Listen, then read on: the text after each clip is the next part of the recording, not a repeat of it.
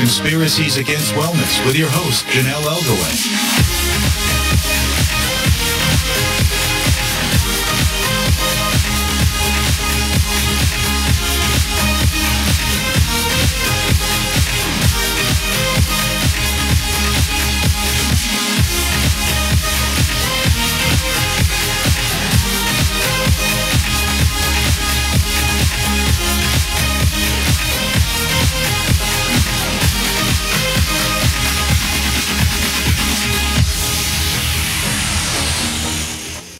Good evening and welcome to Conspiracies Against Wellness. I'm your host, Janelle Elgaway.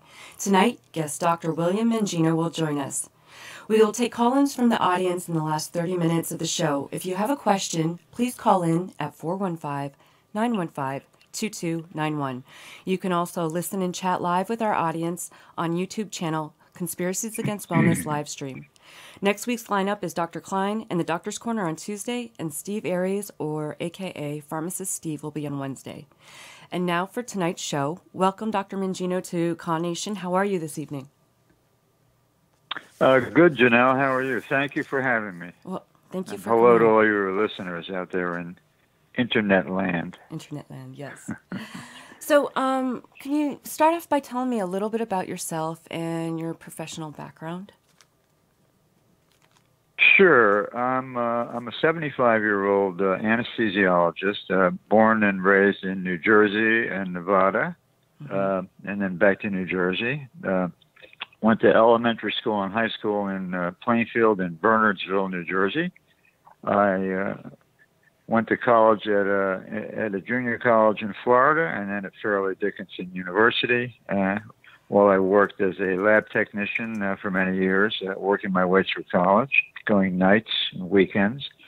And then I went to medical school at the University of Zaragoza. It's in Spain. It's a city halfway between Madrid and Barcelona. I finished medical school in 1977. I did a internship in general surgery in Philadelphia at Albert Einstein Hospital. I did some training in orthopedics, and I did some training in ear, nose, and throat at Temple Hospital in Philadelphia, Temple University. I did my anesthesiology training at Thomas Jefferson University Hospital and at the Abraham Lincoln School of Medicine at the University of Illinois Chicago with the world's probably greatest pain management specialist, Dr. Alan Winnie. Wow. And after that, I practiced as a clinical anesthesiologist around the country in several places, and then dedicated my practice full-time to pain management from 1993 till I was arrested in 2004. Okay. Well, we're going to get into that in a little bit. Basically, went to prison for 8.5 years, got out, and have been advocating for pain and waiting to get my medical license back, hopefully here soon. So what kind of doctor treats chronic pain patients anyway? I'm sorry, Janelle? What kind of doctor treats chronic pain patients? Is it one type? Well, there are several specialties, mostly anesthesiologists, and then physical medicine and rehabilitation doctors who have experience with muscles, tendon, ligaments, rehab, injury, things that cause pain, diseases that cause pain, which also cause disability. Anesthesiologists by virtue of, I think I put out a blog on that this morning. I don't know if your readers read it. It's on LinkedIn. Yep. And I think it's entitled Why Anesthesiologists Specialize in Chronic Pain. Because really the operating room is the clinical laboratory for the use of opioid pain medications and other medications. And the regional anesthesia blocks, the nerve blocks that we have discussed time and again, I think, on your show and elsewhere, the epidural steroids, the more sophisticated nerve blocks, the ablation, radiofrequency ablation of nerves, that is destroying the nerve so it can no longer transmit pain. And as Dr. Klein so eloquently talked about last night, the injection of phenol or alcohol on nerve ganglions for cancer patients. There's a ganglion called the impar ganglion, which for patients with cancer of the lower abdomen and things like that. So you block those, you erase the nerve, and it helps with the pain. So there's a whole spectrum of things that anesthesiologists do, in addition to the fact that they're experts in cardiology, pulmonology, and I myself have extensive experience in cardiac anesthesia for heart surgery, in addition to pain management. Okay. So that's pretty much why. But there are other doctors too, psychiatrists, general doctors, neurologists, although neurologists aren't as fond of taking care of pain patients as the courts would have juries believe. But they always say that, well, you didn't send a patient to a neurologist, so you had no proof you had neurologic pain. That's a bunch of malarkey. In fact, the neurology literature itself did surveys of neurologists, and they all pretty much admit that unless they do a pain fellowship, they don't know any more about pain than the good humor guy that drives around in a truck. Right. So what is your personal philosophy as a doctor and as an anesthesiologist? My personal philosophy is that for an injury which causes pain, or for pain as a result of a chronic disease, that those patients can be treated with classic types of therapeutic modalities, ranging from physical therapy to injections to the whole spectrum of things that I mentioned with regard to pain, cognitive behavioral therapy. Intradisciplinary pain centers are very good, actually, not the ones who put themselves up at pain centers as an excuse to run as pill mills, but the real pain centers where there are multiple different types of specialists in one building, and they get together and talk about the patients. And it makes the patient feel good because she thinks or he thinks that, gee, these people really care about me and I'm getting a little better. And it gives the patient the spirit, the gumption, the motivation to get better. So they are like pain clinics. They're great. I send a lot of my patients to pain clinics. But my philosophy is that when all those things no longer work, then patients should be able to obtain opioids on demand as a Ninth Amendment to the United States Constitution, the right to bodily integrity. In a country where we have, whether you agree with it or not, abortion is law, where we allow the consumption of alcohol, where 480,000 people a year die from tobacco. I think if somebody wants an OxyContin because nothing else made them better, they ought to have a right to go in the doctor's office and demand it without getting 17,000 injections to prove they have pain. That's my philosophy. Okay. You went to jail for over 8 years. Why? I went to prison because I went to be a consultant for some doctors in Western Pennsylvania who basically I thought were practicing in an okay manner. I really didn't know, but when it's funny. It's a long story. My ex-wife had a mother there that was getting older, and I had a successful practice in Philadelphia for many years, in Center City, Philadelphia, and in the suburbs. I was busy. I really didn't need to go there, but I sort of went because I was somewhat interested in Western Pennsylvania myself. So I started going out there a couple of days every 2 or 3 weeks. And then it grew to be about maybe 2 or 3 days every 2 or 3 weeks, and I'd drive back and forth to Philadelphia. Anyway, that practice was already under investigation when I went there, and I knew it.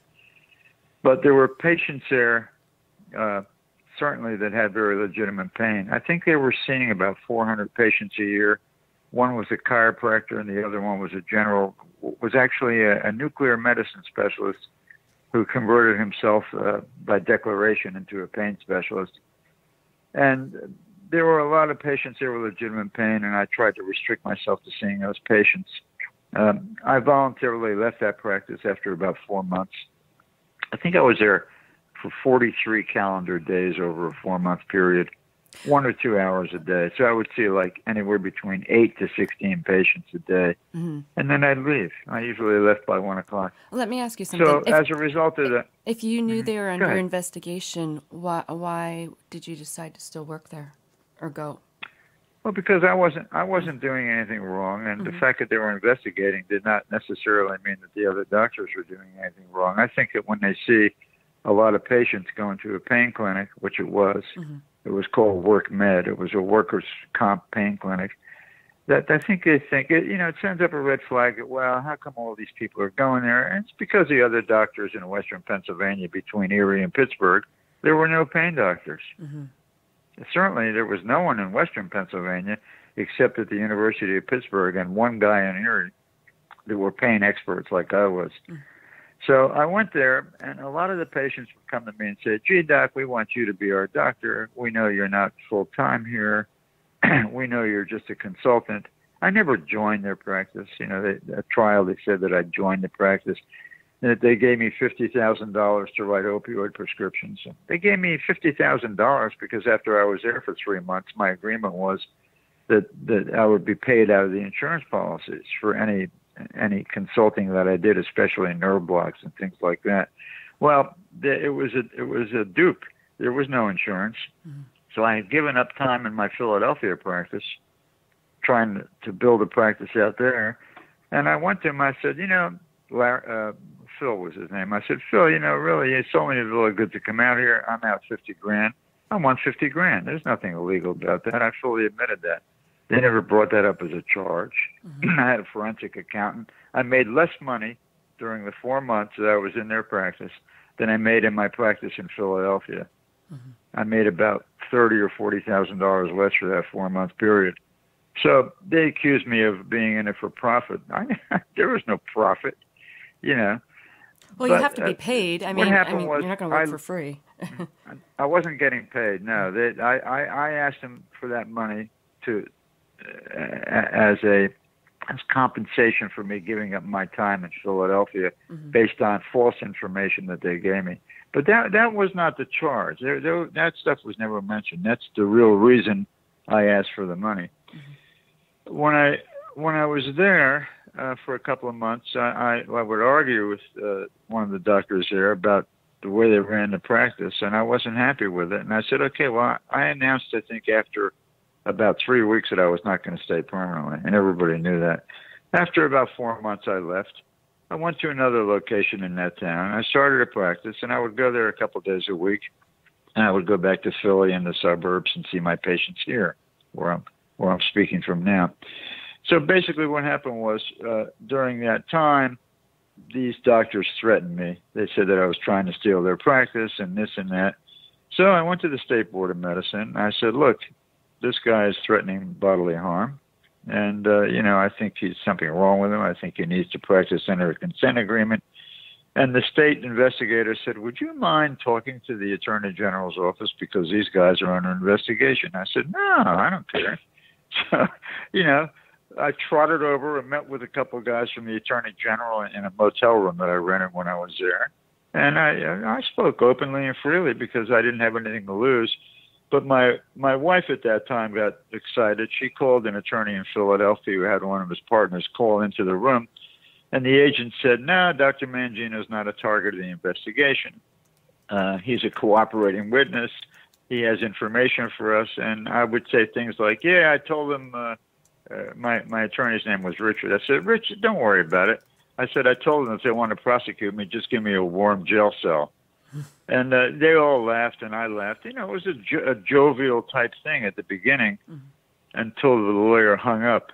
And after he hung up, it took him about 2 minutes, and they pulled out a file of patients and said, "Dr. Mangino, I see that on this date you increased the dosage on this patient. Can you explain to us why you did that?" Mm-hmm. And at that moment, I kind of got the impression that the focus of the interview was now on me. Mm-hmm. So I tried to answer the question. It was kind of a stunt. You get scared when, after all, they are police officers and they're agents of the Attorney General. And then you begin to see it as a little bit of a threatening situation. But I tried to answer the questions as best I could. The interview lasted about 25 minutes. They left and I left. And then about a month later, my attorney buddy in Philly got a letter from the Attorney General saying that Dr. Mangino admitted guilt because they said that I told them that some patients didn't really need the medications. And basically I did say that. And the rest of the sentence was, when I found out they didn't need the medications, I stopped prescribing to them. Mm-hmm. But what they did at the trial was they threw away the notes that were taken during the interview, the rough draft notes, which is contrary to prior Pennsylvania case law. They're not supposed to do that. They threw the notes away. Then they had an edited version of the interview, and the agent testified at my trial from the edited version that I told him that some patients didn't need the medication, and he left out the second half of the sentence, which he had written down, hand-recorded during the interview. So in other words, what I'm trying to convey here is that those statements that I made during the interview were recorded on I believe it was a yellow legal pad, or it might have been white. Every time I said something, he would sit down and write my answer. So presumably, since I never saw the notes and he destroyed the notes, he admitted at trial that he destroyed the notes, presumably housed within those notes, HOUSED, was exculpatory information that under Brady versus Maryland was of some value to the defense that they threw out. Now, I need to ask a rhetorical question. If the notes were as incriminating as Attorney General told all the newspapers in Pennsylvania that they were, and that I admitted this and I admitted that, why would he throw them out?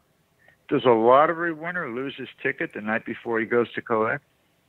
If that was their best evidence against me, don't you think he would have stuffed it in his front pocket and make sure he didn't send his pants to the dry cleaner? Right. So basically he lied during the trial. I never said that in my appeals, but it was a lie. He told jurors that I said something I didn't say. So it's reasonable to assume that jurors would think, well, if this doctor is giving medications to people he said didn't need the medicine, he must be guilty. Mm-hmm. So, we challenged that on appeal, and we're still challenging that. And there's some other issues like that. So what were you I'm convicted end of? This, go ahead. What were you actually convicted of? Yeah, and mm-hmm. Go ahead. Oh, what were you convicted of? Are you there? Yes. Yeah, the statute reads this way: that I prescribed controlled substances, and the rest is in quotation marks, not in accordance with treatment principles accepted by a responsible segment of the medical profession. Now, does that give you any warning? Does that tell you what you can and cannot do in the statutes? Statutes which have criminal penalties of 20 years, which was my sentence. I'm still on parole. Mm-hmm. I did 8.5 in jail, but my sentence is 20 years. They could have made me do the whole 20 years. After you're in prison in Pennsylvania, the parole board gets your case. The judge doesn't have it anymore. They decide if you're a good enough guy to let go. Wow. Well, when I went before the parole board, they said, can you explain this case to us? I said, yeah, sure. I said, I can explain it. And I said, maybe I should have had an independent pain specialist come in and survey the practice. But so I take some responsibility there. But as far as issuing prescriptions, and they said, well, aren't you supposed to give pain medications to people who have pain? I said, yes, ma'am. She said, well, Dr. Mangino, you were there for 43 days. We're not going to keep you in jail any longer for something you did 10 years ago over a 43-day period. Wow. So I said, thank you. I appreciate you letting me out. So basically, there were things that happened. The bottom line of my case was this. My attorney never prepared my defense. Forrest Tennant was my expert. He came to trial and said that my prescribing was state of the art. You can read what he said on the internet. I think it's on David Borden's Stop the Drug War blog. Some people that were there at the trial had reported on what happened during the trial and the sentencing. Dr. Al DeLuca came from New York. He reviewed my files. He told the judge that no crime was committed based on his review of my files. My lawyer never sent my own charts. What the Commonwealth said to their expert medical doctor, David Ivanko. They said, Dr. Ivanko, you reviewed all Dr. Mangino's files. Why do you think that he violated the statute? And Dr. Ivanko said, mainly because he failed to document the reason that the patient needed the pain medication. The fact of the matter is that the Pennsylvania statute requires no documentation, and the word documentation, by the way, doesn't appear anywhere in the Drug Act as applied to physicians. Nor is there any prohibition against a specific dose of opioids beyond which you become a criminal. In other words, there's no 110 milligrams a day of morphine equivalents in the Pennsylvania law. If you think the patient has pain, you can give him a gram a day of opioids if you want to, if you think he needs it. I didn't do that. My doses were pretty pedestrian. My average dose on the two most severe patients I had was about 480 milligrams Oxycontin a day, 240 in the morning, 240 in the afternoon. One woman had a mass nerve root impacting from the S1 nerve root. She had been taking Vicodin for about 6 years before she saw me. I did not increase her medication. I kept her on the same dose. We tried an injection on everybody. The injection failed, and I just kept prescribing to her. They convicted me on her, because I didn't wean her off medication. Let me ask you, too, and if you didn't prescribe to the patients, wouldn't that be, medical malpractice? Or, like, if immoral. You didn't treat them? Right. Immoral. Well, I think it's malpractice, so I didn't do that. I didn't commit malpractice. But the standards, when I talk about the criminal standard for conviction, is very simple, and I'll sum it up this way. Federal law and all of the circuits in this country, and let's talk about the Third Circuit because we're in Pennsylvania here. No less a judge than Samuel Alito, when he was an appellate judge on the Third Circuit, wrote an opinion in a case called United States versus Poland, Polan. And your readers can look it up on Fine Law, or else we'll get a reference for him if they want to check it in the next couple of days. But Sam Alito, who's now a Supreme Court justice, and very conservative, we might add, he's got very conservative views. I don't think he's a guy that likes doctors going around prescribing a lot of OxyContin for no reason. Sam Alito said that if the patient has a medically legitimate condition in the Third Circuit, that it's a defense against drug trafficking through prescription. That's United States versus Poland, Polan. And he cited all the reasons why. Now, of course, the Attorney General will say, well, you can't measure the pain. So they told the jurors Dr. Mangino can't measure pain. So he could be a drug dealer in disguise as a doctor. Well, couldn't every doctor then? Well, that's true. Go ahead. Couldn't every doctor then at that point? Well, there's no doubt about it. It's only, they have to prove that you had specific intent and that you knowingly gave a prescription. The criminal standard is this. Okay. The case is United States versus Feingold. It's in the Ninth Circuit. All the circuits cite that case, Feingold. It's a federal circuit case out of the Ninth Circuit, I think from 2008 or 2007. And Feingold got convicted because he was doing some things which were, I think, perhaps crossed the line. I don't know. I'm not real sure. But the main issue is this: he got convicted. And during that conviction, the federal court held in the Ninth Circuit that the criminal standard, not the civil standard, the malpractice standard, the irrelevant standard, the hearsay, myth, and prejudice type stuff they throw at all doctors. Too many cars in the parking lot, didn't use the stethoscope. Patients came from 15 miles away to see him instead of going to their local doctor. There's there's nothing in the law that says your pain specialist has to live next door. There's nothing in the law that says a guy can't drive 80 miles to see a pain doctor. Anyway, Feingold said that the criminal standard is you have to prove that the doctor had knowledge that the patient was going to misuse or divert the medication, and that the prescription is specifically intended for the medication to be diverted. Wow. Okay. So what that really means is they have to use undercover penetration. There's one more case I want to tell your readers about, and they can listen to this, your video of the show rather than the recording, if they don't want to write these things down now. United States versus Moore, the United States Supreme Court in 1975 held, opined, their ruling was that if a doctor practices in a generally recognized and accepted manner, then he practices in objective good faith, that he believes that the patient has pain. And therefore, that is not the type of case that Congress intended. These are the words of the Supreme Court, not mine. You can read it in the footnotes of that case. It's not long. It's about 8 pages long. And you go to the footnotes and you read the footnotes. And in the footnotes, the Supreme Court said that Congress cited the prescribing used by Dr. Moore, which was pretty egregious. He gave one patient 1,000 pills in a week. Wow. Okay.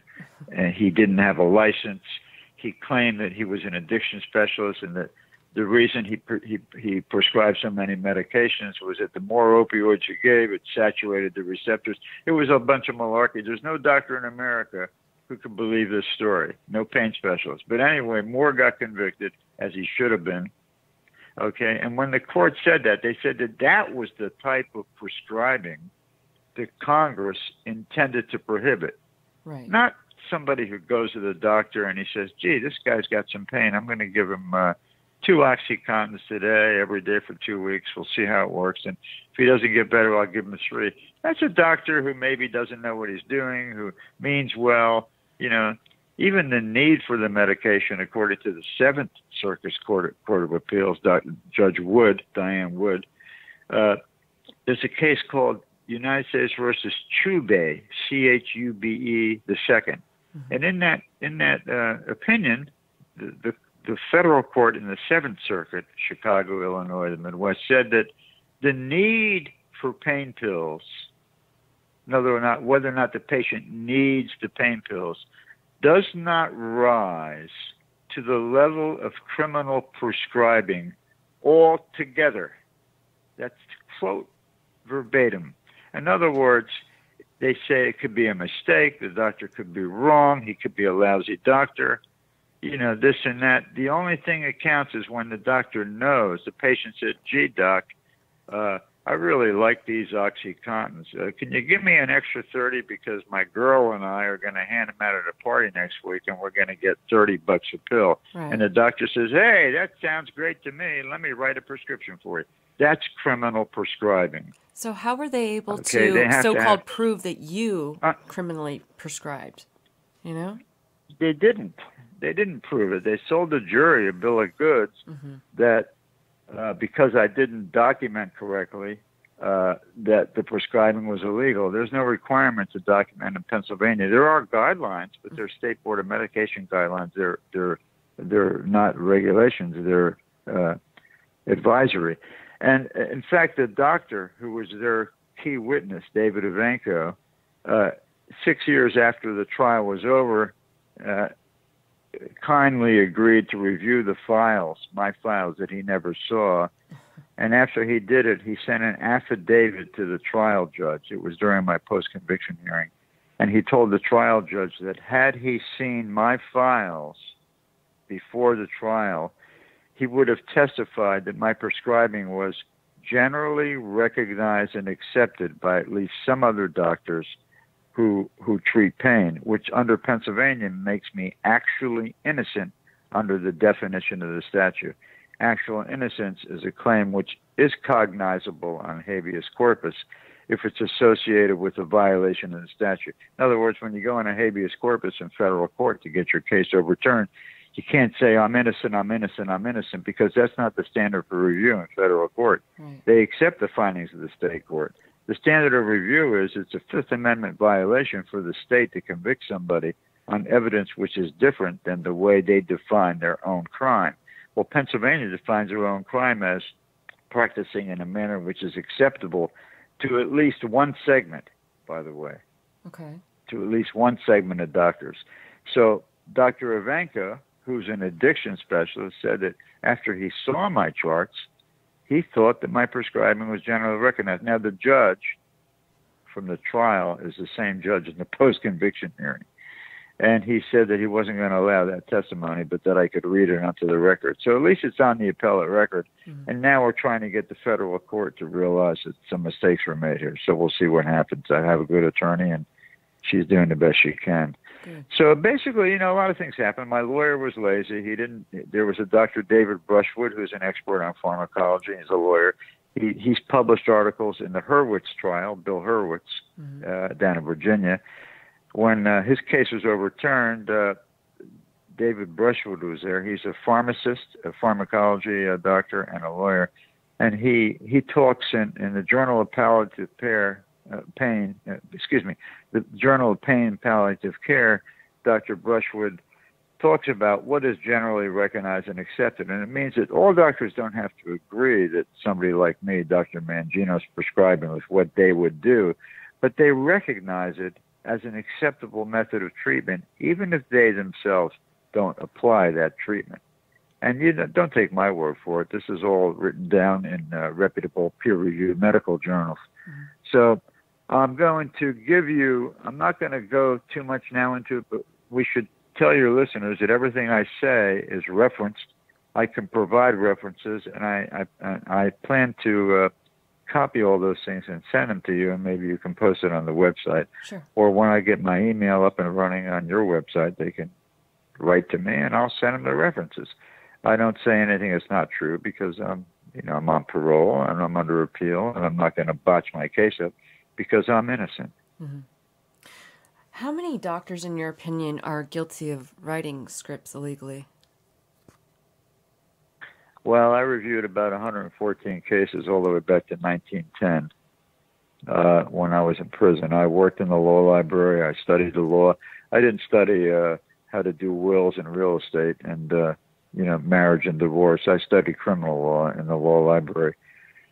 I studied all the cases that pertain to my case, and as a result, I read all the appellate decisions on the other doctors. And the sad fact is that probably the majority of doctors that were charged and convicted, their convictions were affirmed because they had tape-recorded conversations between undercover police. They sent an undercover policeman to the doctor's office, and they say, "Oh, my back hurts. Can you give me some OxyContin?" And the doctor says, "Yeah." And the guy comes back 2 weeks later and says, "Hey, doc, the pills are really great. Can you give me some extra ones? Because there's a girl I want to go out with. I want to slip her a couple of pills, and we're going to have a good time. And my aunt takes them, and I'm selling them to her, He says, "Sure, let me give you those extras. Give me an extra $40, and you got it, buddy." So they got that on tape, and it doesn't look good for the doctor, and they probably have every right to convict somebody who does that.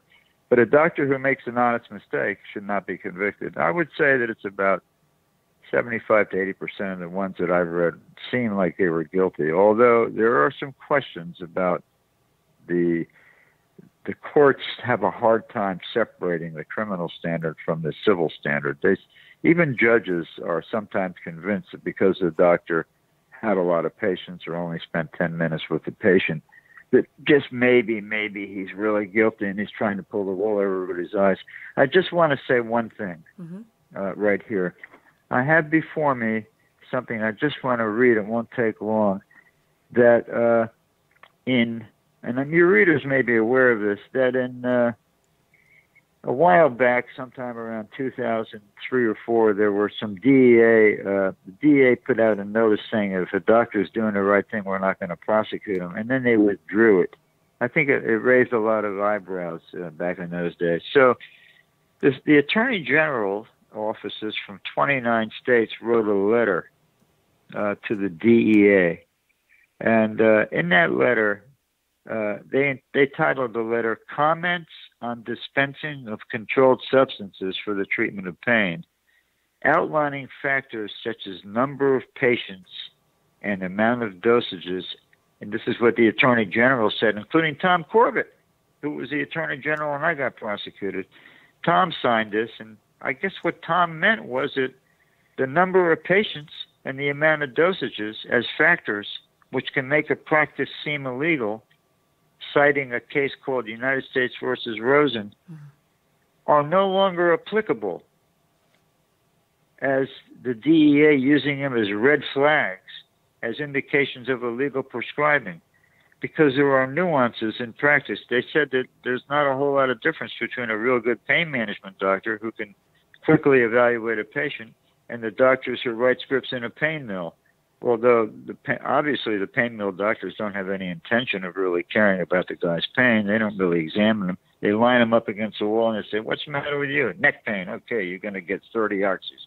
"How about you, Jack? What's your problem?" "Back pain." "Okay, you're going to get 40 oxys. So I didn't do that, and doctors who do that should go to jail. Okay? That's the extreme. But why I went the extreme the other way. I did nerve blocks on everybody. I examined them. I counseled them. I had my phone on 24/7. A good pain management doctor is like a sheep herder. He doesn't try. He doesn't go away for the weekend and forget the guy who inadvertently lost his prescription. Although that's a story that has some negative implications. They can do that once, but then with me, I used to tell them, "Oh, you flushed your pills down the toilet by mistake." Well, my man, I said, you better get some good adhesive tape and tape that bottle of pills to your chest, because the next time it happens, you're out of here. Yeah. That's how I treated my patients. I laid down the law to them. I said, if you're gonna mess around with what I give you and get me in trouble, you're gonna deprive all these other. Your microphone is out a little bit, Dr. Mangino. Yeah. There you go. I said, if you're gonna do, can you hear me now? Yes, I can. You know, basically, my patient understood that there was no hanky-panky. Now, you have to understand that when I left that practice, that's the practice I got arrested for. I had another office in that town that they investigated, and they decided that I did nothing wrong in that office. They might have thought that I did, but they certainly didn't have any evidence. So let me because ask. I examined everybody. Okay. Huh? All right. You've already served your time. Why do you continue to fight this? Like, what can anything be changed now? Yeah, I mean, I'm trying to change the law. I'm not doing it for me. I'm doing it for your listeners. I mean, I could, really, it's not going to put money in my pocket. I mean, if I want to go on the speaking circuit, I don't need to overturn my case, because I think that the majority of people I know, and not everybody, but probably 95% of the people I know think I'm innocent. Why? Because they've known me for years, and they know I don't roll that way. I don't give pills out so people can party. Right. As a matter of fact, there was a time in my life when I hated writing a prescription. When I was a surgical resident, the nurses used to say, "Oh, these guys leaving, don't give them too many pills because they're going to sell them on the corner in North Philly."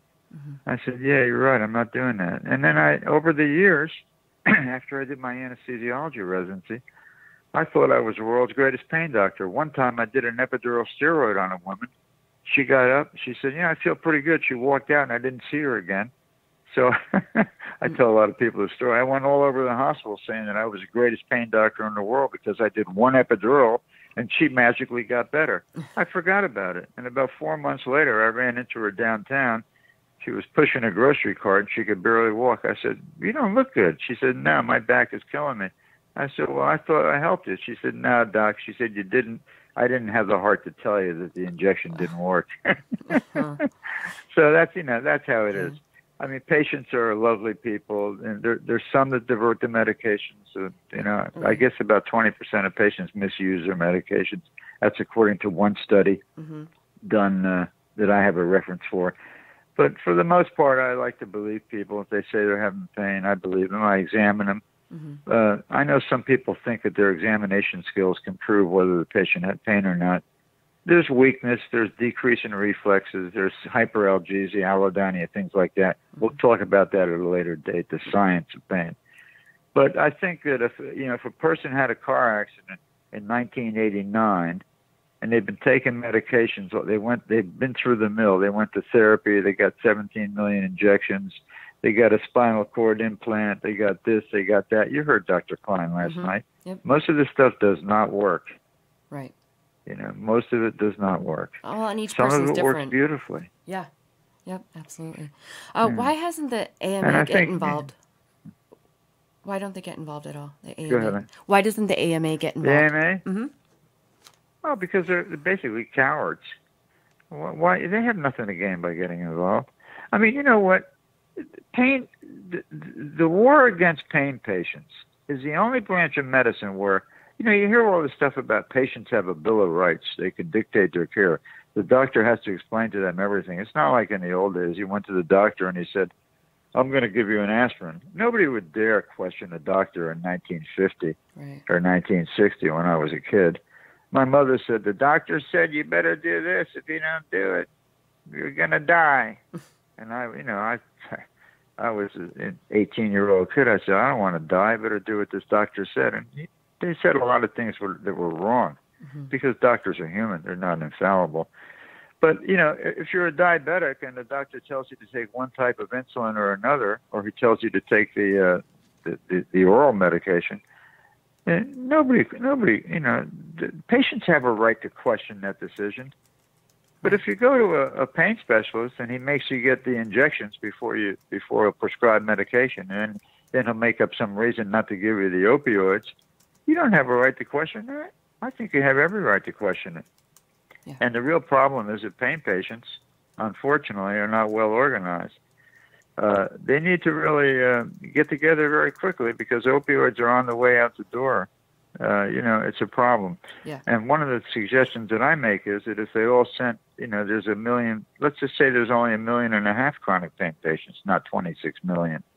Let's just say that there are 4.6 million chronic pain patients, and everybody sent the cost of one pack of cigarettes to a clearing fund with an independent board of directors made up of community leaders throughout the country, bank presidents, former judges, lawyers, doctors, real estate dealers, people with impeccable credentials. Can you hear me? Yes, I could hear you. Okay.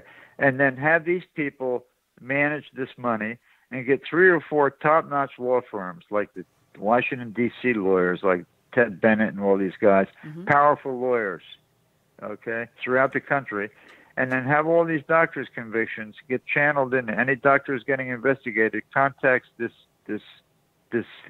fund, and then have an independent, those board of directors have an independent rotating bunch of doctors and lawyers and judges to look at these cases initially, to screen them before they even go up for preliminary hearing. Because preliminary hearing is, if you make a prima facie case of guilt, which is pretty easy to do, it's going to go to trial.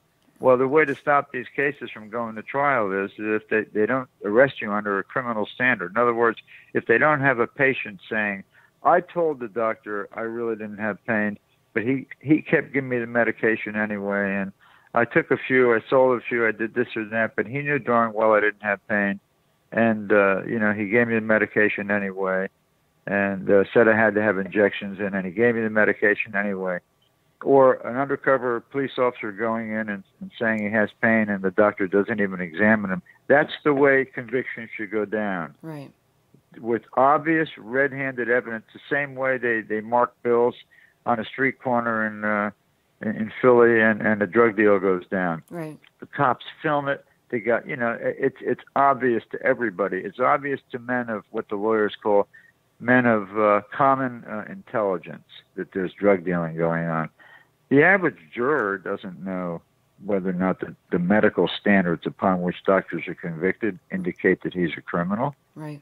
You have to have medical experts, and the state had a medical expert. I had a medical expert. They disagreed, and there's a case out of Kansas called Narramore versus Kansas, or Kansas versus Narramore, where the Kansas Supreme Court, this guy was charged with murder, Dr. Narramore. Okay. He did a few years in prison. His case got reversed because the Kansas Supreme Court said that when 2 medical experts disagree, 2 competent medical experts, well, they have to be competent or the judge wouldn't let them testify. That's decided before the trial starts.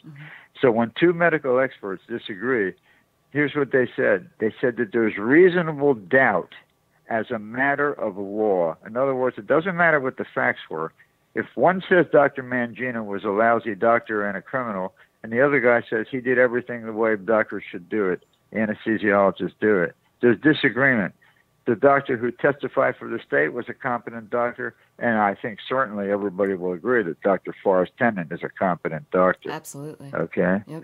So if they disagree, then the Kansas Supreme Court said when there's disagreement, then there's reasonable doubt as a matter of law. What that means as a matter of law is we just laid down the law. Now you follow it. Well, they didn't follow that in my trial. Right. That's for damn sure.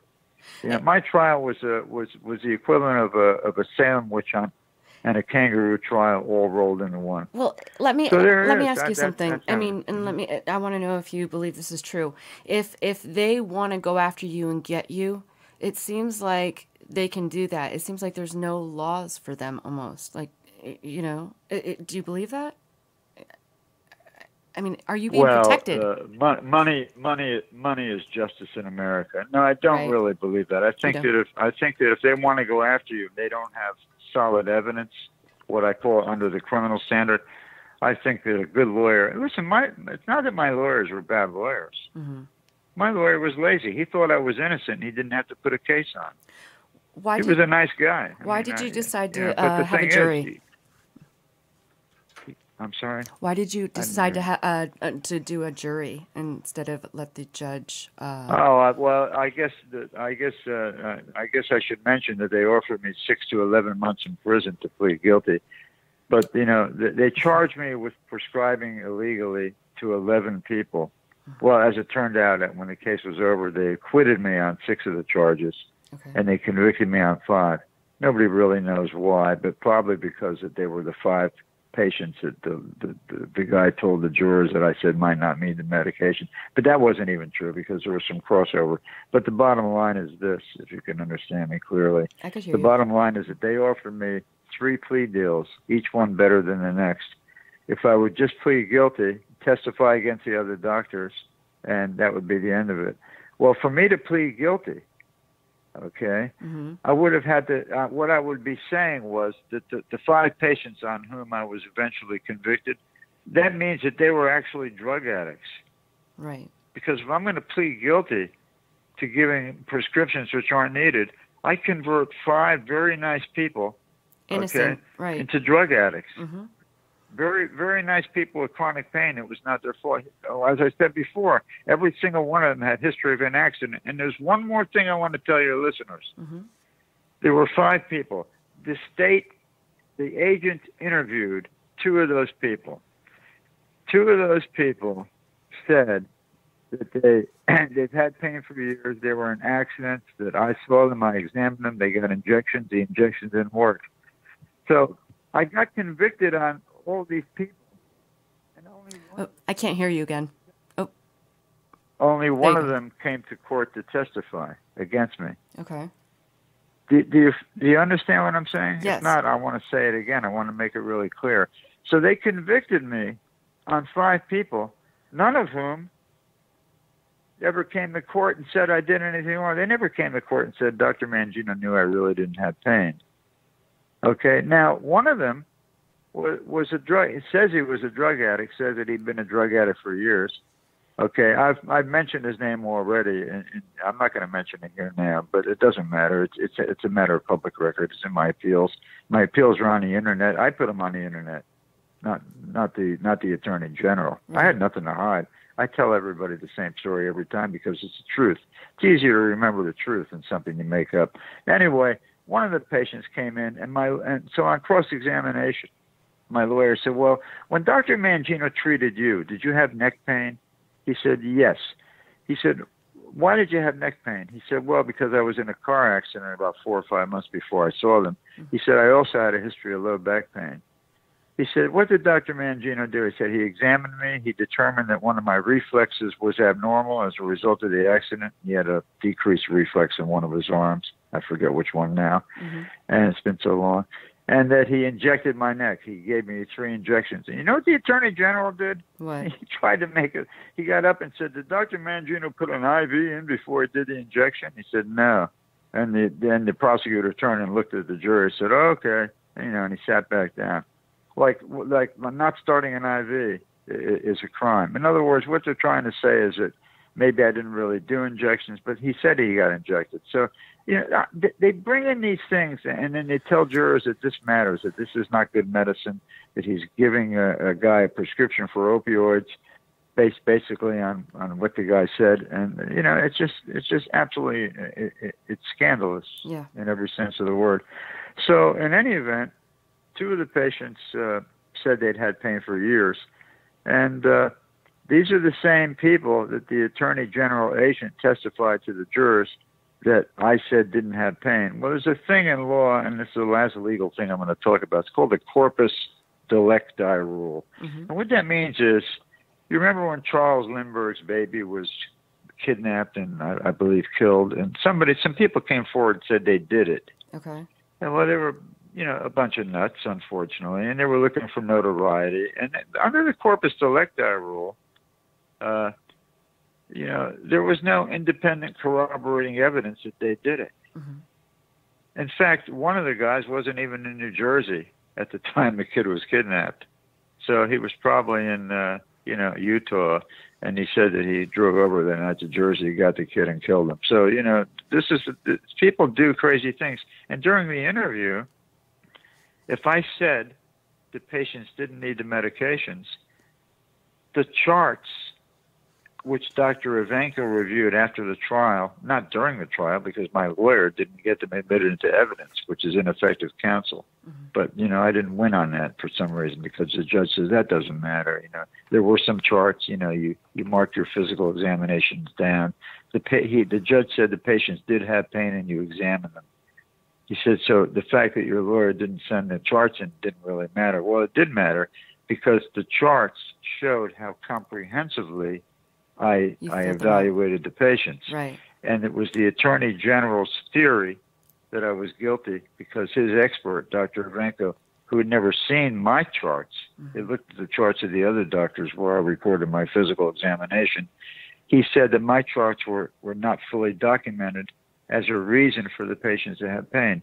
So when he finally got my charts in 2013, and my trial was in 2007, by the way. Okay. When he got my charts in 2013, he looked at them, and then I said, just give me an opinion and tell the judge what you think. He sent an affidavit to the court, a sworn affidavit, saying he was ready, willing to testify at my post-conviction hearing, that had he seen my charts, as I said earlier, he would have said that I practice in a manner which is generally recognized and accepted, which makes me technically innocent under the law. Now, look, let's face some facts. I'm sure there are skeptics. I still could have been a drug-dealing doctor, right?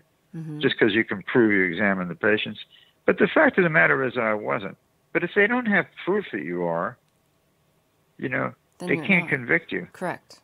If we're going to have a legal system where they say, well, he might really be a drug dealer. We don't have any proof that he really did anything, but we kind of think he is. He looks like one. He's got long black hair, and he walks like a mobster and stuff like that. So he must be a drug dealer. So we're going to convict him. So that's the kind of a criminal justice system you have in Western Pennsylvania, in Lawrence County, Pennsylvania, where this all took place. So I suggest that you try to avoid that county. What can patients and doctors? What do patients and doctors need to do? Like, what changes are needed? How do we change? Well, this? It's very simple, and a lot of people are not going to like me when I say this, but pain patients have to start paying for their complaints of not getting pain medications. It's not like we're going to charge them $1,000 each. If there's 1.5 million pain patients, it could send $10 to a clearing fund, which can be set up independently. My hands aren't going to be on that till. I don't want anything to do with it. I'm just telling you what you need to do. Well, the only way, you can go to Capitol. Let me finish this. You can go to Capitol Hill every day of the week and meet with representatives, and they're not going to do anything for you, because they're not going to go back and tell their constituents, we better let people have opioids. It's they're suffering, and I guess it's time to realize that we really need to help them. Because the average American is anti-drug. Let's face it. The average American thinks that anybody who takes a pain pill is weak, protoplasmically deficient, not a real American. Never could be an astronaut. Doesn't have any real courage. They think they're just a bunch of weaklings they're disenfranchised and victimized, and they're marginalized to the fringes of American medicine. Doctors don't want pain patients in their office, because the middle-class people that they treat will look askance at them. They'll say, oh, this guy's here to get drugs. Maybe I should change doctors. That's the way it is. That's the real-life answer. There's no getting around it. You don't have to like what I say. You don't have to agree with it. But trust me, I'm right, okay? I'm right. And anybody who thinks I'm not right is basically wrong. Well, so what pain patients have to do is they have to contribute to a fund where they get about $7 or $8 million in the bank, have an independent board of doctors and administrators, retired senators, retired people that no longer have any political agenda, to manage the money, get 3 or 4 top-notch law firms in every section of the country. And if they investigate somebody like poor Dr. Is it Ibsen or Isbin? Ibsen. Okay, well, poor Dr. Ibsen, if they go after him, and they haven't, and they should, because there's no reason for them to, but if they go after him, they go after Dr. Tennant, that not the doctors, but the people on this board of doctors that I'm proposing can take all the evidence in that case, can take the discovery, as they call it, from the prosecution, and can take the initial testimony from everybody and decide whether or not there's basis for any charges. Mm-hmm. You know, if there's no criminal standard, they have to be held to a criminal standard of conviction. And if people think that that's too complicated or something, well, they're not gonna be getting opioids in about 5 years, or maybe 2 years, or maybe next week, because they just refused to pass that draconian act in Massachusetts. Failed to pass, thank God. Mm-hmm. Where I think they wanted some ridiculous set of hoops the doctor had to jump through and the patient had to jump through to get a lousy pain pill after the guys had, probably fell off a painting scaffold 15 years ago and nobody believes he has pain. Right. Really? Okay, that's what they got to do. They got to start paying for the defense. They got to organize, and they got to start. And the other thing they can do if they really want to stop the whole system is just refuse all medical care except opioids.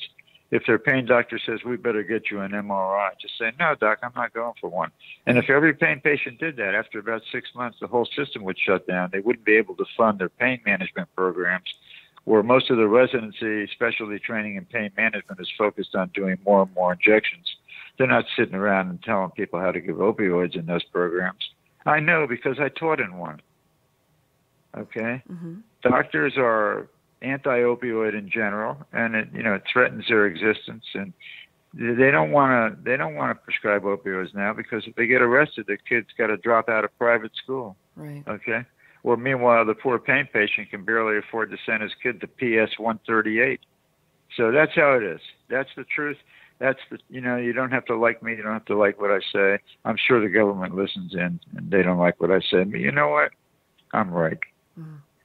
Well, and what that would do, too, is it would protect doctors. It would set a precedent. And I think, wouldn't doctors feel more comfortable then to prescribe? And it would kind of just... Well, they should, sure. And if they know that, listen, if they're not doing the right thing, they shouldn't feel comfortable. If they're doing the right thing, they have nothing to hide. And I think an independent panel of pain doctors and experts in the field and some lay people also, just like a parole board, it's made up of people from different backgrounds. They could look. They're very fair. The parole board in Pennsylvania is very fair. They treated me very nicely. Mm-hmm. They don't come in here with guns drawn once every day to see, if I'm being a good guy. They know who I am. They know what I stand for. Mm-hmm. I'm not going to violate parole. So doctors don't violate the law. They have nothing to worry about. But if a doctor is passing out prescriptions illegally, or we say illegally, I don't even like using that term. If they're passing them out contrary to what the law calls for, then I think that those doctors, unfortunately, will face investigation and ultimately prosecution and conviction. After all, the government has a right to have a Controlled Substance Act, I guess, and as long as they have one, they have a right to investigate doctors and enforce it. But there's some things that one of the problems is that the police are not trained. I think even DEA agents a lot of times, they're good for certain things, but when it comes to deciding whether a doctor's prescription is proper, there's only one thing that makes it improper. Mm-hmm. That is the specific intent of the doctor to have that prescription be sold on the street. There's no rocket science here. Right. There's no shades of guilt or innocence. They either got you by the balls or they don't. And the way they get you by the balls is with a tape recording, okay? Mm-hmm. Or a patient coming in and saying, he knew damn well I didn't really have pain. He ought to go to jail. And the jury says, yeah, he's right about that. See you, doc. Why even create pain medication, if they won't allow it to be used? Well, because we were born with opioid receptors, and opioids belong in the fit between the lock and the key, between the agonist and the antagonist. Mm-hmm. It's a great way to treat pain, just like Dr. Klein says. It's 3,500 years in the making. Mm-hmm. The Roman emperors were drug addicts because they partied with morphine. They didn't go to their family doctor like the CDC says, a guy goes with an ankle sprain, the doctor gives him medicine, and a week later he's addicted. I mean, that's the kind of a story that a guy tells in the back seat of a police cruiser on the way back down to the station. the doctor got me addicted. I injured my shoulder last year, and I went there, and he gave me OxyContins, and lo and behold, I took them for a couple of weeks, and now I'm addicted. That's why I was selling them on the street, and that's why I robbed that old lady's pocketbook. Mm-hmm. And the cop says, "Whoa, you know what? Maybe we should listen to this guy. What's the address of your doctor? We better go talk to him." Mm-hmm. It's a bunch of crap. How do we stop all the dying within the streets? Like, how do you see the opioid crisis working out, or where it will go? I don't know. I think it's going to cost a lot of money, but I don't really know the answer. But my suggestion is that the government starts giving measured pharmacologic doses of heroin upon request. They're doing this in Philadelphia now, something similar at injection sites, and not just an injection site, but there's a lot of old buildings around town that the city could buy cheaply in every major city in the country. And the addicts could come in and take their shot of heroin and sit there, and there's rotating doctors or nurse practitioners. There's plenty of those people that are unemployed. They can go in there. They love to work in that atmosphere. They'll get a nice salary.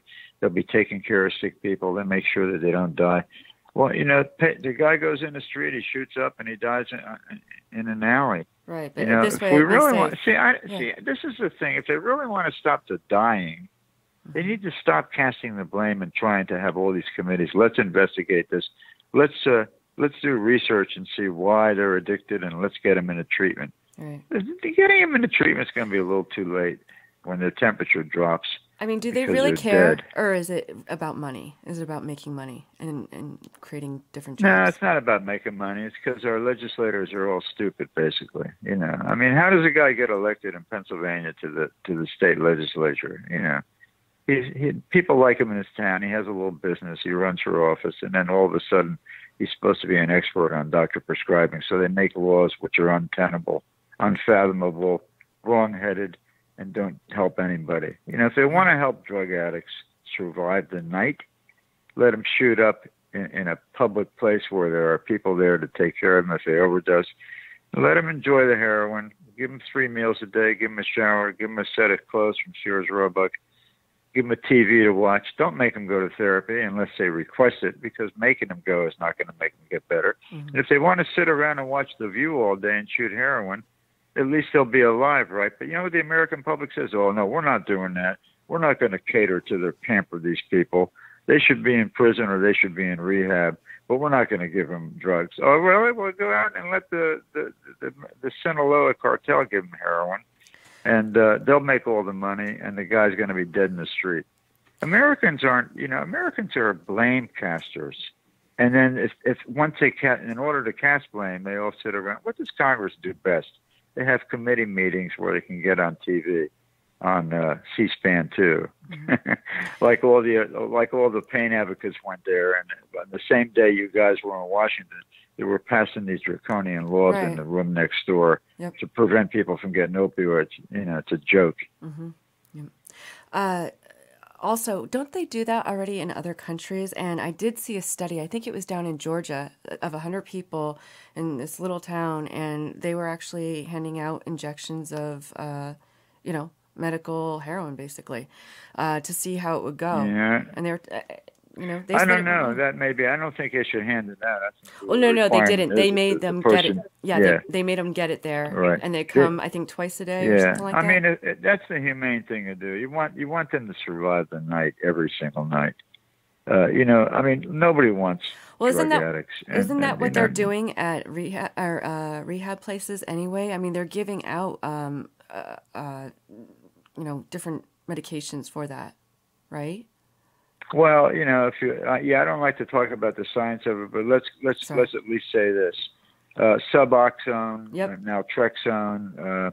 Suboxone is basically a weak affinity opioid agonist. So people say to me, "Doc, will the Suboxone help my pain?" I said, "Well, it won't help it as much as a strong binding mu receptor agonist, but because Suboxone binds fairly weakly to the receptors, but it binds enough to decrease a good amount of the craving.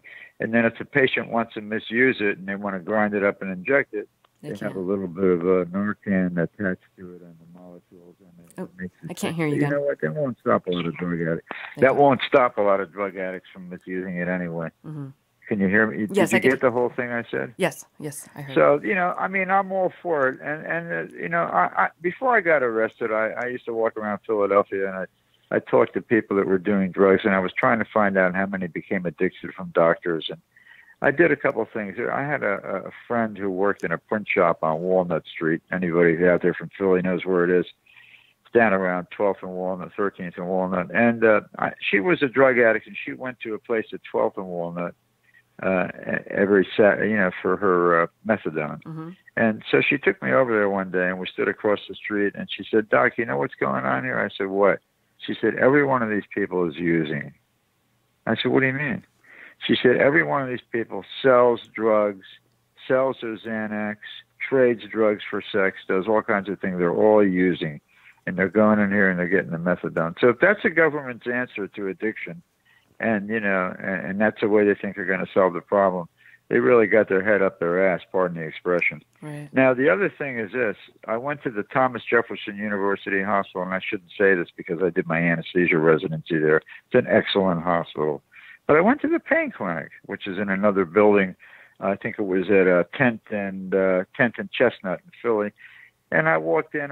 They didn't know who I was. They said, "Oh, man, I've had back pain for years." So I talked to the secretary. She was very nice. And I said, "What kind of treatment can you give me?" I said, "I hurt myself. I fell about 6 years ago, and I've been to a lot of doctors and haven't got better." Mm-hmm. She said, "Well, we do mainly injections here." I said, "Okay." I said, "So I get the injections and I probably get better, right?" She said, "Yeah, you should." Mm-hmm. And this is exactly what she said. I'm not making. And I said, "Well, if I don't get better, then will they give me pain medication?" She said, "We really don't like to do that."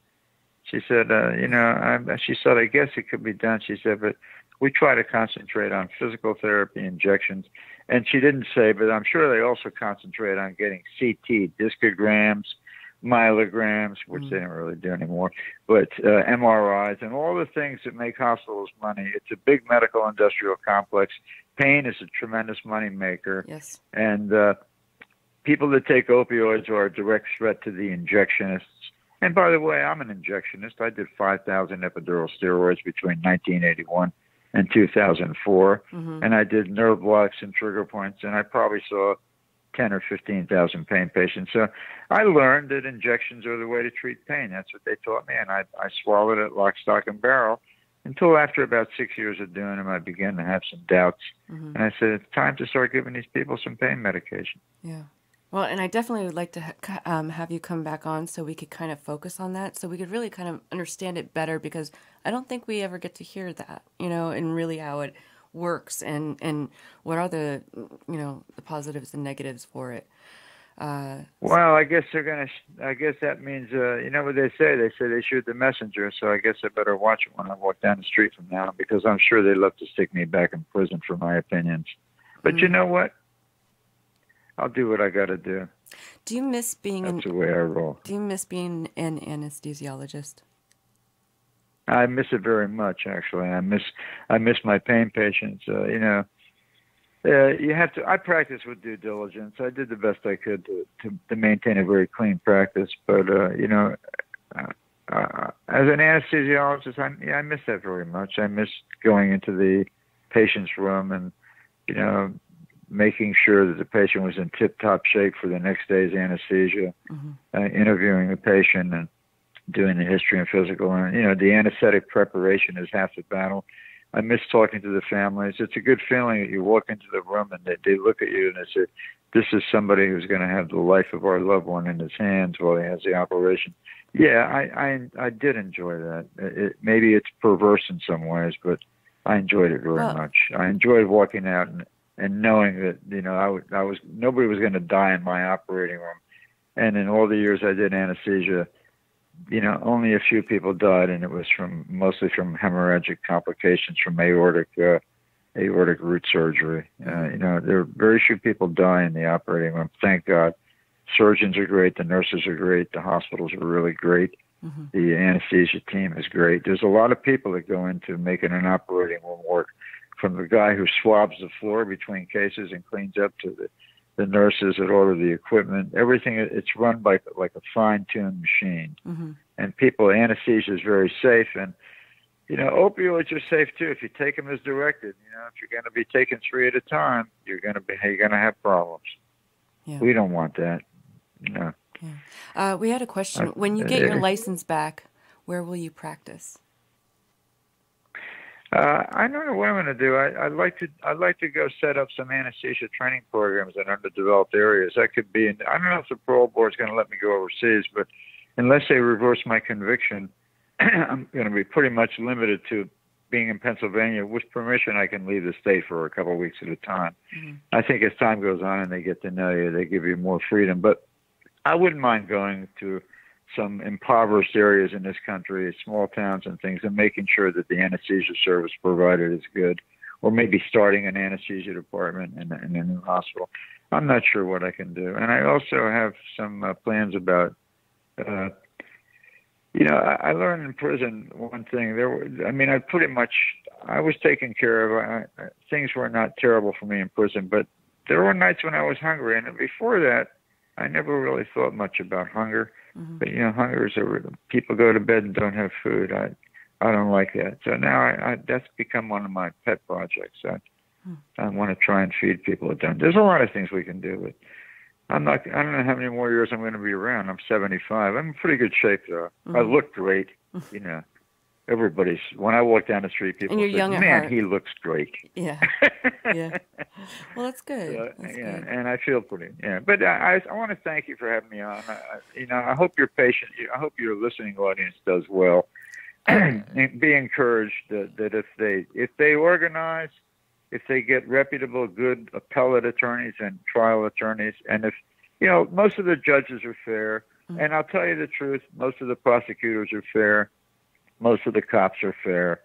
They really don't understand that pain medications are not just a one-way street to addiction.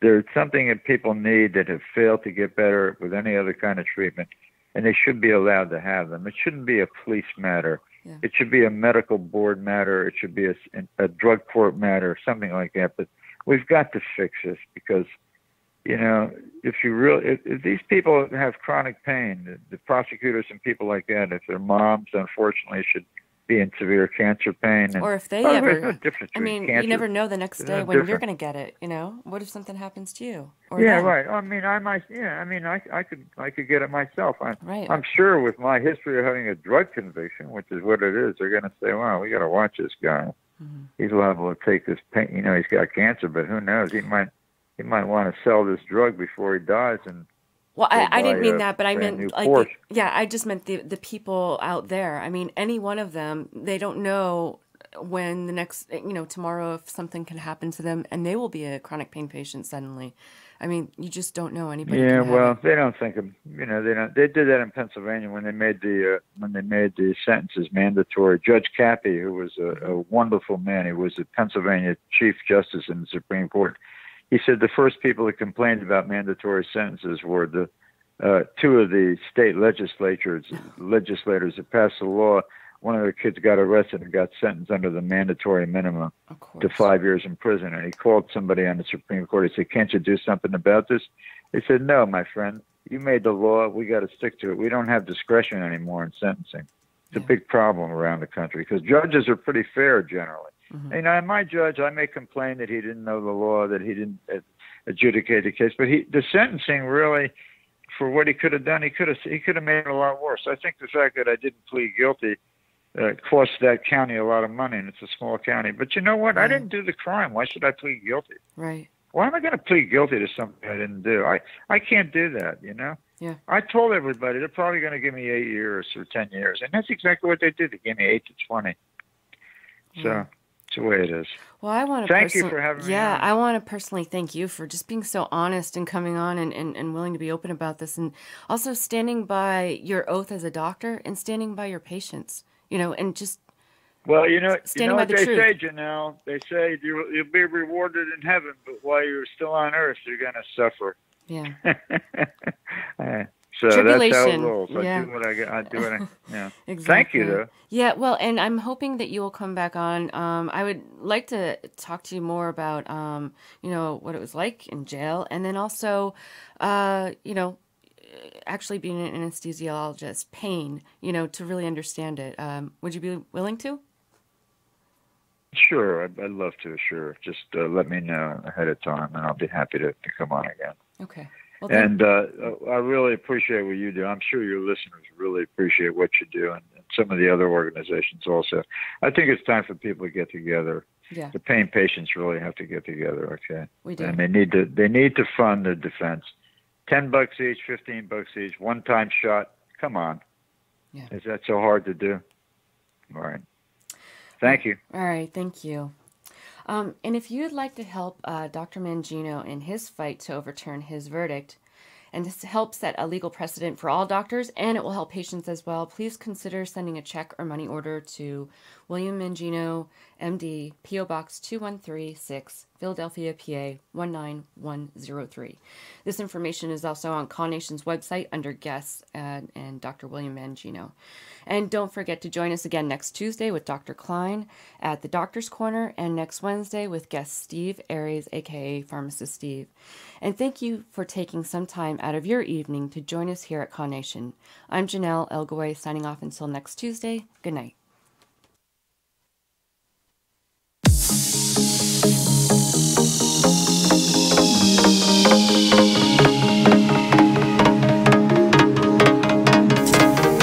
Listening to Conspiracies Against Wellness with your host, Janelle Elgaway. The opinions expressed on this program are those of the hosts and callers, and not necessarily those of EXG LLC, its employees, or sponsors.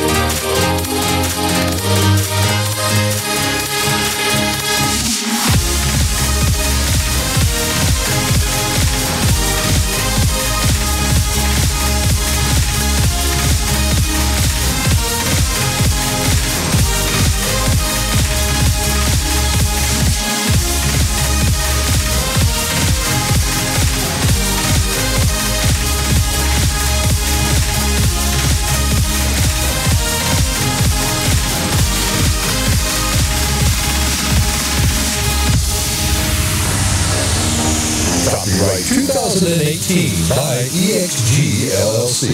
All rights reserved.